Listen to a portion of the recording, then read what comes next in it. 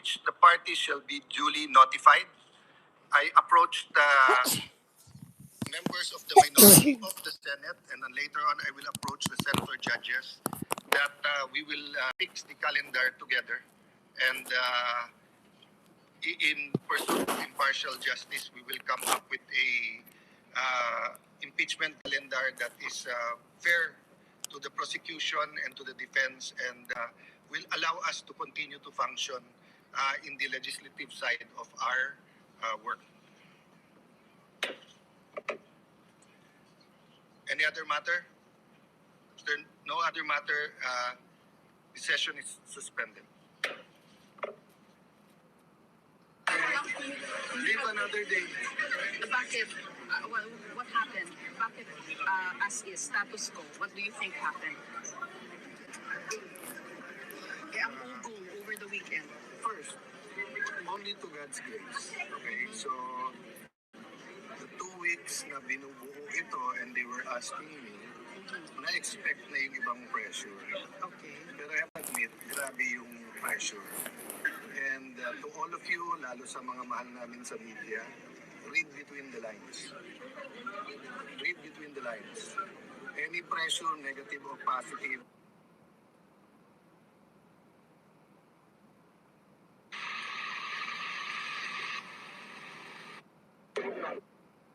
Para zero Duterte. refer to the Committee on Rules. Here to collaborate. So interdependence with the judiciary, especially because of the crisis. Bubuto na talaga mga tao talagang nawawalan na ng trabaho. I don't blame them for trying, but mas marami nasasaktan habang tinatry. Tapos yun nga, katulad ng NBI, kagabi lumabas, may talaga, gunpowder. So nagsisinungaling talaga sa presidente. So there's a lot of lies, deception, miscommunication ongoing. Okay. But yung members namin, we say, we'll hold together. Manipis talaga, kaya grabe yung pang-intriga, grabe yung pakiusapan. May attempt kanina dun sa committee. So having said that, we're all professionals and I don't blame the minority. Nung nasa minority kami, gusto rin namin maging majority. Diba? So ang tinutulay ko is that basta doon lang tayo sa tama pare-pareho, we're willing to work with you. Pero yung hahawakan nyo kami sa liig or magdidikta, especially kung papunta tayo sa changing the constitution, medyo malabo kami sumama. How does that feel like? Yung parang walking on eggs, kayo na very thin line, it's what, 13, 11, and then yung The last time I felt like this was during the time ng Hello Garcia. Kasi it's just so pure. I mean, I'm not saying lahat ng decision ko ay tama. I'm as imperfect as anyone else. But it's a walk of faith eh. It's just, Lord, kung ilalagay mo ako dyan, mo, biglang nilagay. Lord, kung tatanggalin mo ako, tanggalin mo na ako. So, I just have to make sure that every day is a day I really use to the optimum. Gamitin ko talaga yung kapangyarihan na binigay sa akin ng Senate President to do good. Diba? So, yun ang mimitingan namin ngayon. What is the 3 to 7 bills that can address the crisis? So ano yung presyo, trabaho kita, or sa energy, presyo ng kuryente, or sa agriculture, maliit man ang epekto or malaki na we can propose to Malacanang tapos itulak ng gusto. But kinayan medyo hindi lang kasi na-pick up because it was just one of my vlogs naman. Naparating sa akin na maraming nakapending na bagong taxes.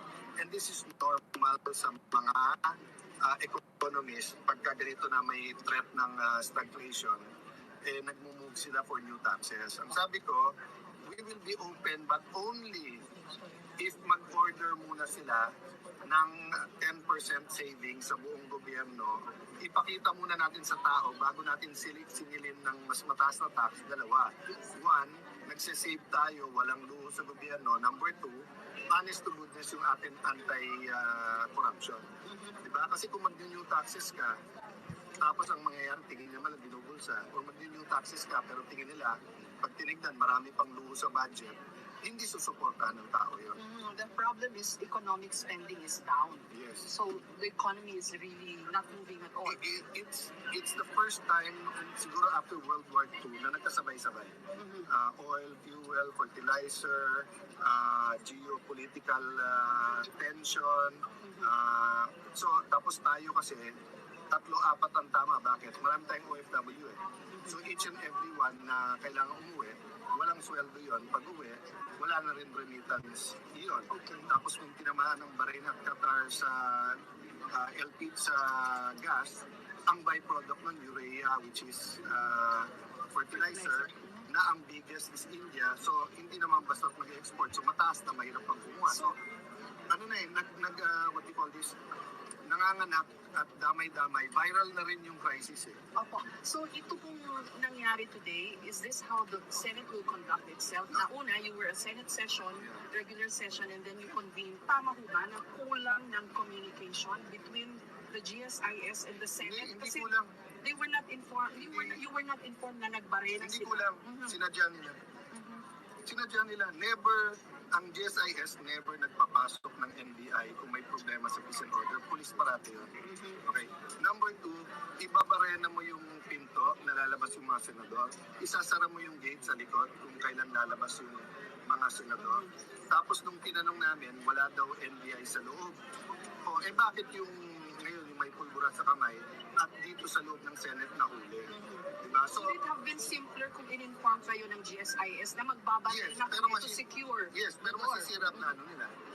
Oh, so you Malalaman namin eh. Mhm. Malalaman kasi, malalaman kasi namin eh. Aha. Malalaman namin. So you're saying I'm po not- at this- deliberate. No, at this point in time, the burden is on them to prove to us that it's a series of coincidences.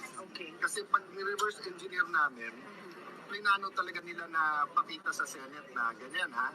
Sige, may numero kayo, nandiyan si Bato, ganyan ha. Papaligiran naman namin kayo ng mga armado. Senator Gringo Nason said it best. Diba? If you are where you're not supposed to be at armado ka, what do you expect will happen? SP sa amin po ng DOJ, sabi ni Justice Secretary Vida, coordinated daw yung move ng NBI, yung mga armed. Inamin niya na coordinated sa And kanya. then, Anong and then reaction? he wants to investigate. Gusto ni Secretary Vida mag-imbestiga ang NBI DOJ, pero sila ang dapat imbestigahan eh. Kaya nga ang message ko sa kanya, hindi ka pwedeng Vida kung kontra Vida ka. Okay? So kung gusto mo mag-imbestiga, kailangan neutral ka. Si Secretary John Vic, hindi ko kasama sa politika. Si Secretary John Vic, maraming policies namin, hindi niya gusto ka. Pero nung pumunta siya dito, malinaw. Impartial, sabay tayo, ano kailangan mo sir? Kailangan ko CCTV, sinabit namin.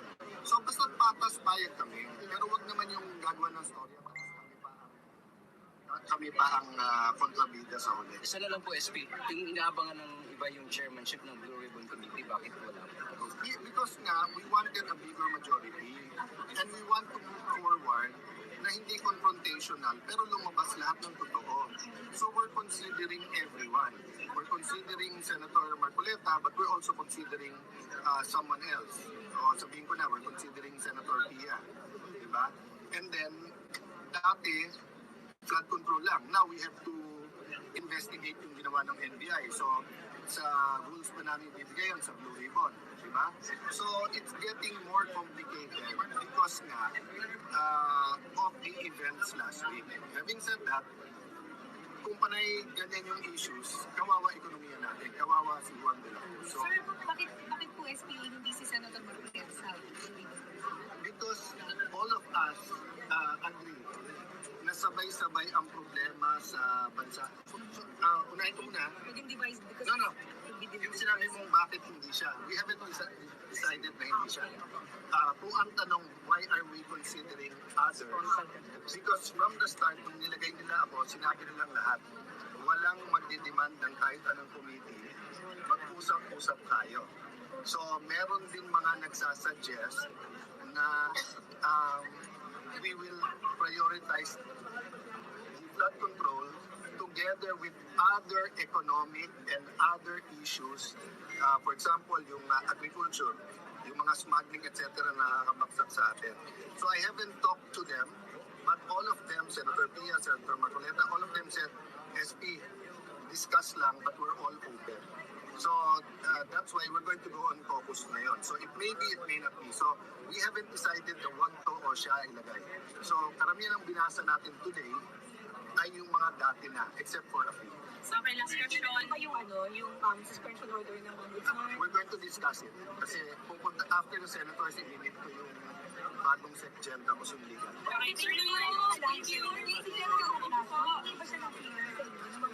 Dito ka, ma'am. Wala susunod tayo. Paano sinusugod ka na? Hindi ka na makakapala. Sa sarili niyang decision. Thank you. Susunod po. May tatanong lang. One point lang ha. Ibabalik ko lang sa inyo sa sa warning shot, okay? Kung sinabi ng Malacanang, bawal ang armado sa nakapaligid sa Malacanang, pumunta ka doon na naka-armado ka, hindi ka ba mag-warning shot? Okay. Pag sinabi sa Supreme Court, pag pumunta kayo dito armado, mag-coordinate muna kayo. Galing siya sa law enforcement, I think at may mga history na naman ng mga senador naging kailangan managot sa batas, sumarap sa korte. Siguro it's better na harapin niya yung kanyang yung warrant niya, mag-submit siya, harapin niya yung kanyang pananagutan sa batas. That's the only way to make it. Yung sinasabi na nasira yung Senado, that's the only way also para yung tao rin bumalik din yung magandang pagtingin sa Senado. Will you still implement the ICC warrant? It's a night warrant. Buhay yung warrant. So, malinaw naman yun eh. Si Senator Alan lang naman nagsasabi na walang warrant eh. Pero hindi natin matapos po yung SC. Well, that is in consideration nung sa interagency. No?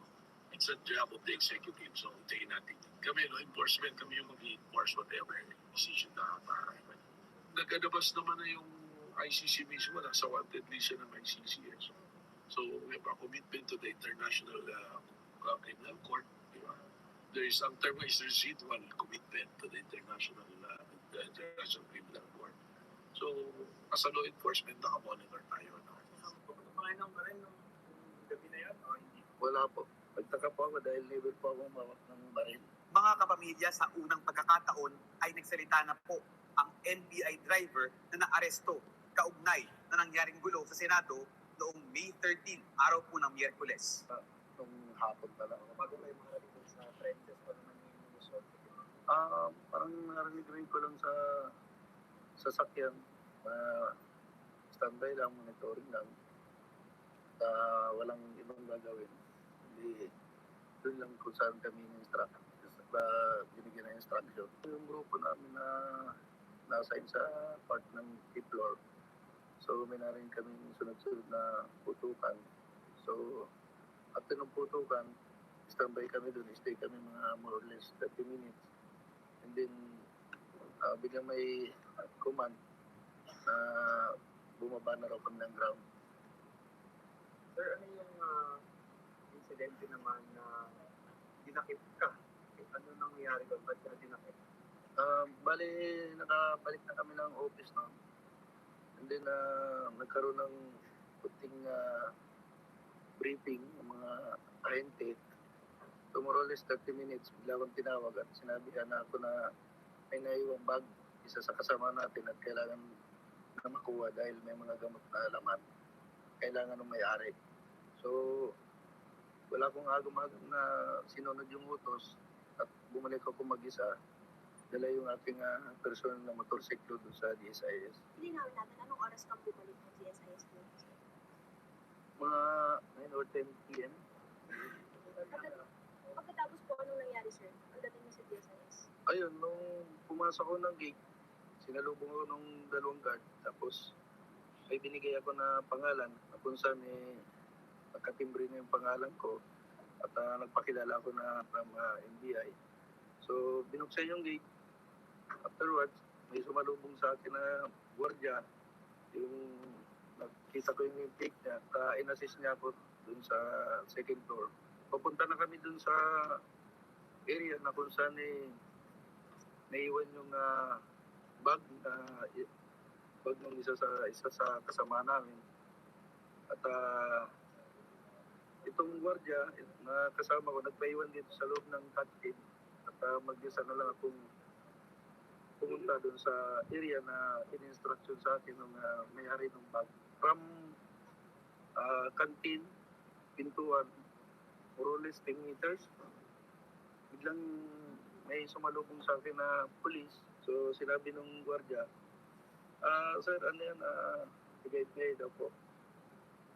Ayun, hanggang sinabi ko na, tinanong niya, anong ginagawa ko dun? Sabi ko, sir, may hinahanap lang po akong bag na naiwan.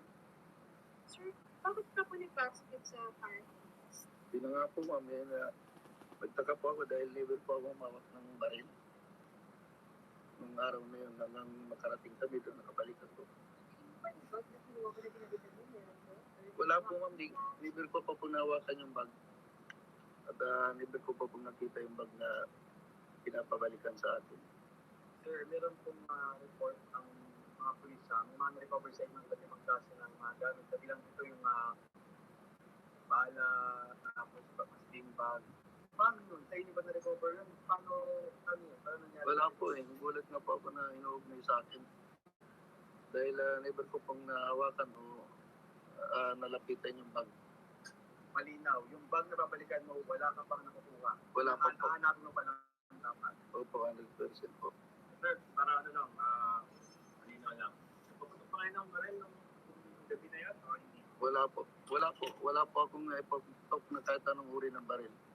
Simula nung pumunta kami at hanggang nakabalik po ako. Wala ka rin pala, sir. Wala po. May video po na magpapatunay na wala po akong dalang baril. Sir, na-identify mo yung mga umaresto sa'yo? Mayroon po sa kaya lang sa ngayon po hindi ko maalala yung pangalan pero sa mukha po. Sir, inawin ko lang sa GSIS kayo sinalubong, no? Yes po. Opo, paano po nangyaring may video na kumalat nasa loob kayo ng Senate? Wala pong katotohanan. Wala pong na nasa Senate po ako ng mga panahon na yun dahil ang pagkakaalam ko po, part pa rin po ng GSIS. Sir, tanong namin kung paano nangyari yung may nagtulong po ba? Mayroon po. May nagpatak-patak po. Sa ngayon, hindi ko pa po alam kung saan galing yung mga donate. Maraming salamat po at sa ngayon napagbigyan ako na makapagpaliwanag ang may part. Yun po, makita nyo naman sa news, sa mga videos na ako ay napag-utusan lamang po. Ako ay isang volunteer lang ng NBI. Paminsan-minsan nagpamanyo ng sasakyan ng bureau. So yun lang po ang aking trabaho. Wala pa akong, hindi pa ako, part pa ako ng trabaho na yun, pero hindi po ako naka-assign para umawak ng baril at pumutok. Sa part pa rin po ng premises ng GIS building po.